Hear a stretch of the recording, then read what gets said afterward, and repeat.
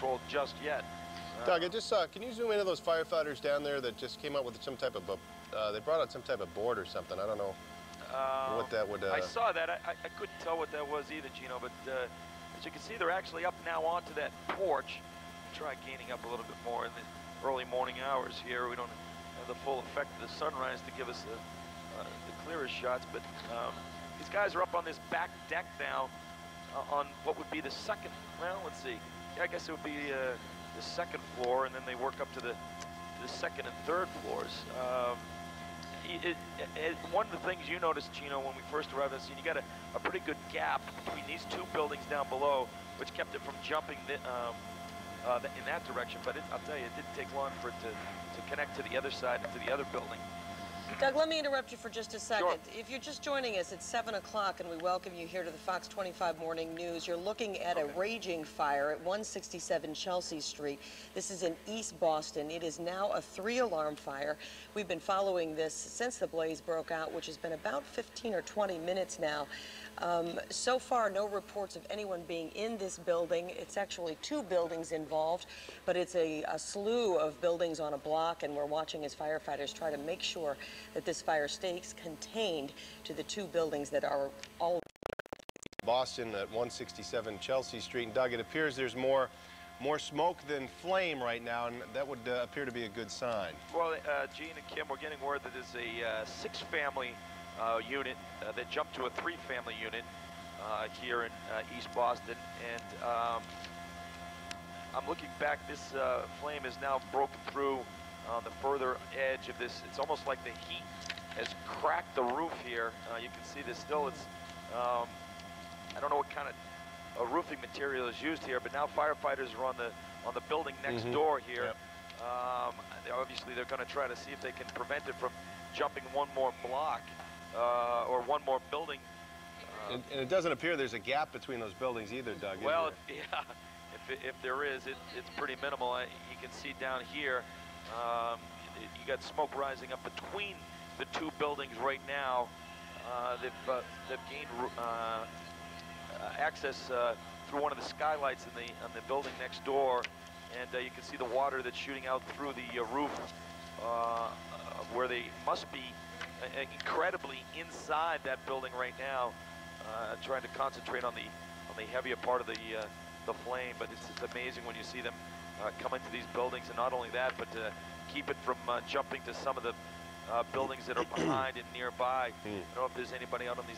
No. Well, there are some folks now on the back porch of some of these nearby homes, hoping that the firefighters can do what they can to contain it to just this area. But it is a tight area of, as I mentioned, 6-family home over to a 3-family home. And obviously it's one of these triple deckers where engines from all over the city of Boston here are doing their best to contain this. 45 and 50 minutes ago, Doug was over it, been over it from the beginning. Doug, what else can you tell us? Well, Q, this is a situation still that's far from over right now here in East Boston. We're getting word that they've told all the firefighters to get off the roof. It almost looks as if it may be in the process of parts of it collapsing anyways.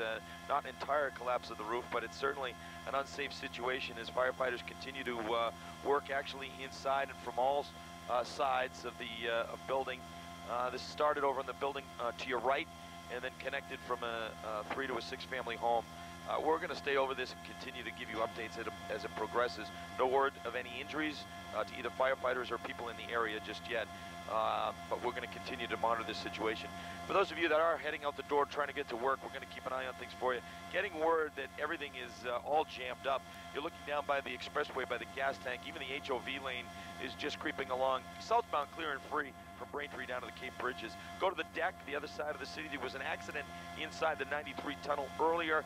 Also a broken down tractor-trailer truck that has jammed things up from the get-go. It continues to be the case. And these are the folks trying to get off the Tobin, trying to get down on a 93 via the loop ramp, and there's a slow go too for those folks. So it's one of those mornings for commuters.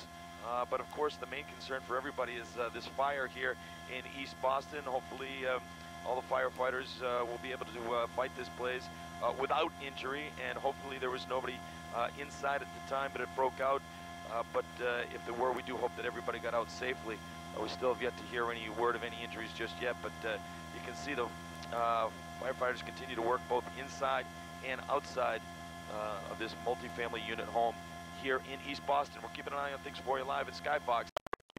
Fire in East Boston. Jim Armstrong is now on the ground there, Jim. And can we declare this fire under control yet? What's the very latest? Yeah, from my layman's perspective, Gene, it looks like it's under control. What they're doing now, in addition to shooting water towards the front of the building, they're shooting it from the back of the building, actually wetting a huge amount of the crowd that's sort of standing on the other side of Chelsea Street here in East Boston. Everybody out of their apartments, out of their homes, trying to get a look at it. But although there is a great deal of smoke still coming out from the triple-decker and the one next to it, it does appear at this time the fire is under control. We arrived on scene about 20 minutes or so ago. I started getting some pictures and taking a look at everything. One thing that is particular about this fire, we're talking about the 6-unit triple-decker right in the middle, the brick one. It's actually part of an entire block's length worth of buildings. So the fire itself is at 167. All the buildings are connected from about 161 down to 181. So we're talking about dozens of families who've had to be evacuated this morning, many of them right out on the street right now. So we're going to leave you right this second, go see if we can talk to some of them, and we'll be back as soon as we get a better picture from the people who were evacuated about exactly what happened here this morning. Gene and Kim? All right, Jim, thank you. Well, maybe we can figure out exactly. Raging fire breaks out in an East Boston home, quickly spreads to neighboring homes as well. Welcome back. We've been following the developing story all morning long. Yeah, we moved Jim Armstrong over to that East Boston neighborhood. Now he's had a chance to talk to some of the neighbors about what occurred this morning. Jim, what'd you hear? We're hearing a lot, actually, Kim and Gene, this morning. 2 triple-deckers involved, at least at this point. This fire burned intensely hot and did spread to nearby buildings. You saw right here on the Fox 25 Morning News, Sky Fox live over the scene, actually before the first firefighters made it to the scene itself. You could tell, without any water, it spread quickly. It went from 2 alarms to 3 alarms. It now stands at 4 alarms altogether. From our vantage point outside and from the sky, it looks like most of the flames have been extinguished as of about 15 minutes ago, although it's hard to see entirely inside the homes right now. The first fire crews on scene took about 15 minutes before they even started using water just to assess exactly what was going on. From our vantage point, again, it looks like this fire started on the back porch of one of these triple-deckers, number 167 Chelsea Street. Looks like a 6-unit triple-decker with a storefront at the bottom called Accent Kitchen, some sort of a home decor supply. Again, the fire jumped from the porch to nearby buildings. Boston Fire also this morning reporting partial collapse of part of the roof of one of these buildings. As we mentioned just a couple minutes ago, all these buildings are connected. They are different addresses, but they're all the same building connected, so there's a lot of fear among everybody who lives near this building about losing their house. Next door came and he said, "Come on, Tina, get out of here because it's a fire." When I saw next door, I was hysterical. I can't even put anything on. It really was bad. Because we just finished our house, you know, a little bit of my bed. I don't want nothing happened. I just lost my husband. I'm going to lose everything now. What am I going to do? I was alone on the first floor. How long have you lived there? Okay, we're here looking live again at these pictures. Some flames. Apparently, Andy, the photographer, was spotting some just along the gutter line there where you see, I think you can see one of the firefighters up there in the cherry picker trying to get another bird's eye view and sort of control any more hot spots that may be flaring up. No official reports of any firefighters being injured, although I can tell you a male firefighter was wheeled past me on a gurney about 15 or so minutes ago. Didn't have any oxygen, seemed to be conscious, but looked like he was in at least a small amount of pain, so there's at least one firefighter injured that we could see. A couple of people who lived here told me they always thought they felt safe living on this one block of Chelsea Street because the buildings are brick and are separated by brick walls in the few cases where they are wood. Today, of course, proof that even with the flames contained, there's still a lot of smoke and water damage these people have to be concerned about right now. Gene and Kim? All right, Tim, thank you very much for your report over there on that fire in East Boston. We'll stay on top of it and bring you the latest developments as we progress through. On a fire here in Eastie. I want to let you know about something we're just getting word of. A hot air balloon. We're getting a report that a hot air balloon has landed on 93 southbound at the New Hampshire-Massachusetts border. We got a confirmation on this from police, but we're trying to get a little more handle on what's happening up there. Just been kind of one of those mornings where all kinds of things are breaking. All right, this is the update on that fire. You can see it's a completely different situation than what we rolled upon earlier this morning. A 4-alarm fire here, 167 Chelsea Street. They've got it really under control now. The flames are gone, and most of the heavy smoke is gone as well. So good news for the residents.